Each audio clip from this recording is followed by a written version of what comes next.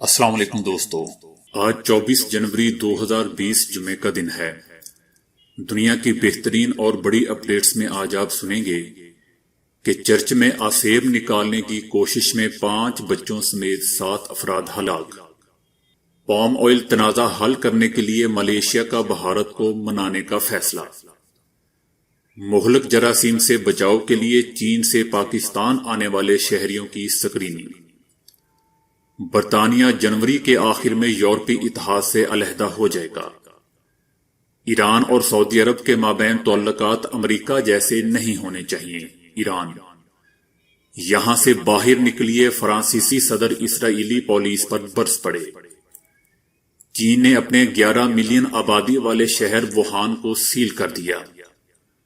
Australia میں جنگلات میں لگی آگ بجھانے والا طیارہ گر کر تباہ، 3 افراد ہلاک۔ بھارت نے باپ نے نومولود بیٹے کا نام کانگرس رکھ دیا، اس سے پہلے ایک نے سرچ انجن گوگل بھی رکھا۔ بھارت میں آن لائن گیم نے ایک اور نوجوان کی جان لے لی۔ امریکہ مختلف ممالک کو بلیک لسٹ اور بلیک میل کرتا رہتا ہے۔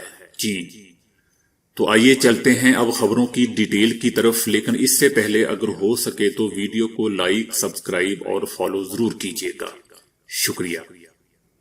ادھر پاناما کے ایک چرچ میں آسیب نکالنے کی کوشش کے دوران 5 بچوں سمیت 7 افراد ہلاک ہو گئے، جن میں ایک خاتون بھی شامل ہے۔ یہ واقعہ ایک مقامی فرقے کے چرچ میں پیش آیا، جہاں 7 افراد کی مسخ شدہ باڈیز ایک قریبی اجتماعی قبر سے برآمد ہوئیں۔ برطانوی خبر رساں ادارے کے مطابق پولیس کا کہنا ہے کہ آسیب نکالنے کی کوشش کا واقعہ دور دراز کے ایک دیہات میں ہوا، جہاں ایک فرقہ انسانی جسم سے بدروح بگانے کے لیے مخصوص مذہبی رسومات ادا کرتا ہے۔ تمام متاثرین کو ایک اجتماعی قبر میں دفن کیا گیا تھا۔ ان میں سے 6 متاثرین کی عمریں 1 سے 17 برس کے درمیان ہیں، جن میں ایک ماں اور اس کے 5 بچے بھی شامل ہیں۔ پولیس کو لائٹ آف گاڈ نامی فرقے کی سرگرمیوں کی اطلاع 3 مقامی افراد نے دی تھی، جنہوں نے اس چرچ سے دوری اختیار کر لی تھی۔ چرچ میں ایک مخصوص مذہبی رسم عمارت کے اندر ادا کی جاتی تھی اور اس کے دوران متاثرہ افراد کو زبردستی وہاں رکھا جاتا تھا۔ اگر یہ افراد اپنے گناہوں سے توبہ نہیں کرتے تھے تو انہیں ایسی رسموں کے ذریعے مار دیا جاتا تھا۔ فرقے کے 10 افراد کو پولیس نے حراست میں لے لیا ہے۔ ادھر ملیشیا کے وزیر اعظم مہاتیر محمد کے بھارتی اقدامات کے خلاف بیان کے بعد دونوں ممالک میں پیدا ہونے والی تجارتی کشیدگی کو دور کرنے کے لیے ملیشیا نے ایک فیصلہ کیا ہے۔ ملیشیا سال کی پہلی سماہی میں بھارت سے 20 کروڑ رنگٹ 1,30,000 ٹن چینی خریدے گا۔ ملیشیا کی جانب سے 2019 میں بھارت سے تقریباً 88,000 ٹن چینی خریدی گئی تھی۔ ذرائع کا کہنا ہے کہ یہ بھارت کو راضی کرنے کے لیے سب کچھ کیا جا رہا ہے تاکہ دونوں ممالک کے درمیان تجارتی خسارہ کم سے کم ہو۔ بھارت دنیا کا سب سے بڑا خوردنی تیل خریدنے والا ملک ہے، تاہم اس نے حال ہی میں مہاتیر محمد کی جانب سے مقبوضہ آبادی اور شہریت بل سے متعلق بھارتی پالیسی پر تنقید کرنے پر ملیشیا سے پام آئل کی درآمد پر پابندی لگا دی تھی۔ بلا خوف و خطر بولنے والا 94 سالہ مہاتیر محمد نے مقبوضہ وادی کے معاملے پر بات کرتے ہوئے بھارت پر وادی پر حملہ کرنے کا الزام لگایا تھا۔ ملیشیا کی جانب سے یہ بھی کہا گیا تھا کہ وہ مزید پام کی فروخت کے لیے دیگر مارکیٹوں کی طرف دیکھے گا، لیکن یہ اتنا آسان نہیں تھا، کیونکہ گزشتہ 5 برسوں سے بھارت ملیشین پام آئل کا سب سے بڑا خریدار ہے اور اس نے 2019 میں 44 لاکھ ٹن آئل خریدا تھا۔ ادھر پاکستان کو چین سے پھیلنے والے پر اسرار کورونا جراثیم سے بچاؤ کے لیے انتظامیہ نے اقدامات شروع کر دیے ہیں۔ کورونا جراثیم کا مرکز چینی شہر ووہان ہے، جہاں سے یہ پھیلنا شروع ہوا تھا۔ اب تک اس سے تقریباً 300 چینی شہری متاثر ہوئے ہیں، جبکہ 17 لوگ جان سے ہاتھ دھو بیٹھے ہیں۔ اس کے علاوہ اس کی امریکہ تک پہنچنے کی بھی تصدیق ہو چکی ہے، جہاں امریکی شہری میں یہ پایا گیا تھا۔ پاکستان کی انتظامیہ نے اس مہلک جراثیم سے بچنے کے لیے حفاظتی اقدامات شروع کر دیے ہیں، جس کے تحت ایئرپورٹس پر مسافروں کی سکریننگ کا فیصلہ کیا گیا ہے۔ اس ضمن میں لاہور ایئرپورٹ پر اس سے بچاؤ کے لیے ویکسینیشن کاؤنٹر بھی بنایا گیا ہے، جہاں چین سے آنے والے مسافروں کا چیک اپ کیا جا رہا ہے۔ دیگر ممالک کی براستہ چین آنے والی پروازوں کے مسافروں کا بھی معائنہ کیا جا رہا ہے۔ ادھر برطانیہ 31 جنوری سے یورپی اتحاد سے علیحدہ ہو جائے گا، بریگزٹ بل کی منظوری دے دی گئی ہے۔ برطانوی وزیر اعظم بورس جانسن کا کہنا ہے کہ اب یورپی یونین کو بھی بریگزٹ کی منظوری دے ہی دینا چاہیے۔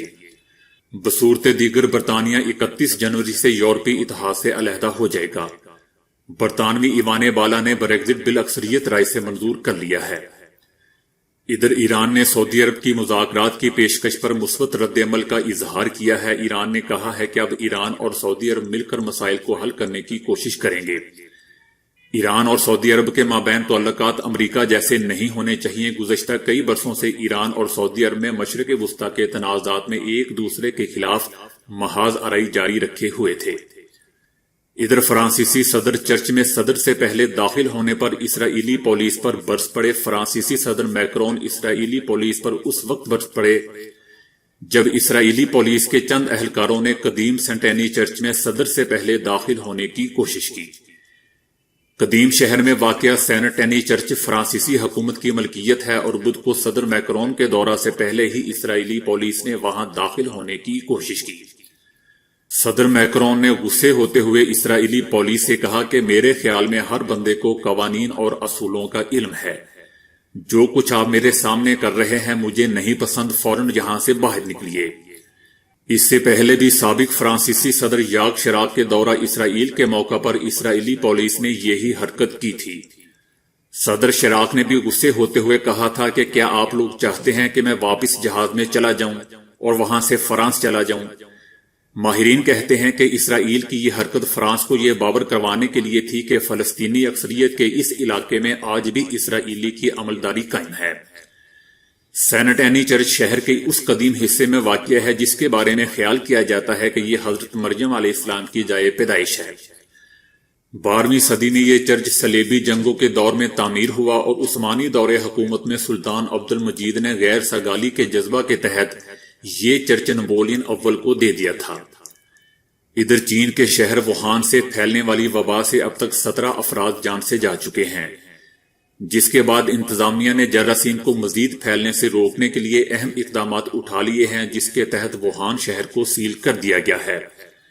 انتظامیہ نے شہر سے باہر جانے والی پروازیں، اندرون شہر چلنے والی ٹرینیں اور بسوں سمیت کشتیوں کی سروس بھی معطل کر دی ہے، جبکہ شہریوں کو ووہان شہر سے باہر نہ جانے کی ہدایت کر دی گئی ہے۔ ووہان شہر کی آبادی تقریباً 11 ملین ہے اور انتظامیہ کے فیصلے سے شہر میں غذائی اجناس کی قلت بھی پیدا ہونے کا خدشہ ہے۔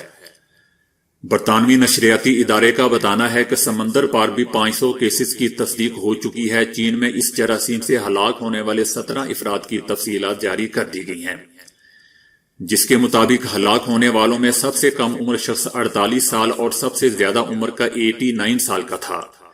ووہان شہر کی انتظامیہ کا کہنا ہے کہ اس وبا کے پھیلاؤ کا مرکز یہاں کی آبی حیات کی فوڈ مارکیٹ ہے، جسے 1 جنوری کو بند کر دیا گیا تھا۔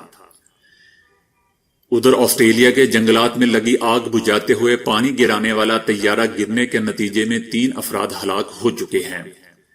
طیارے سے آخری زمینی رابطہ نیو ساؤتھ ویلز کے علاقے سے ہوا۔ ابھی ابتدائی طور پر 3 افراد کے ہلاک ہونے کی تصدیق کی گئی ہے۔ ادھر بھارتی ریاست راجستھان کے ایک رہائشی کے یہاں بیٹے کی ولادت ہوئی، جس پر باپ نے نومولود کا نام کانگریس رکھ دیا۔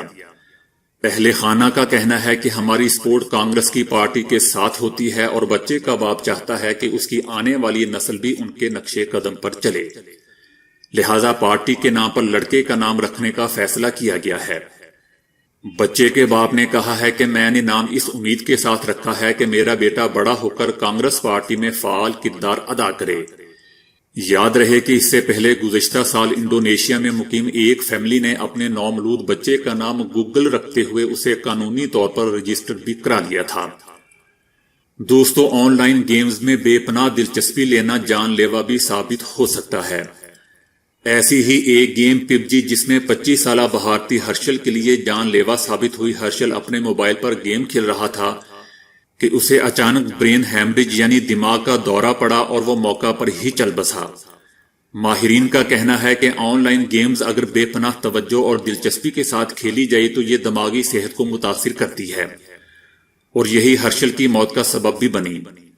ہرشل جیسے کئی نوجوان پہلے بھی موبائل گیمز کو اپنے سر پر سوار کرنے کے باعث جان سے ہاتھ دھو بیٹھے ہیں۔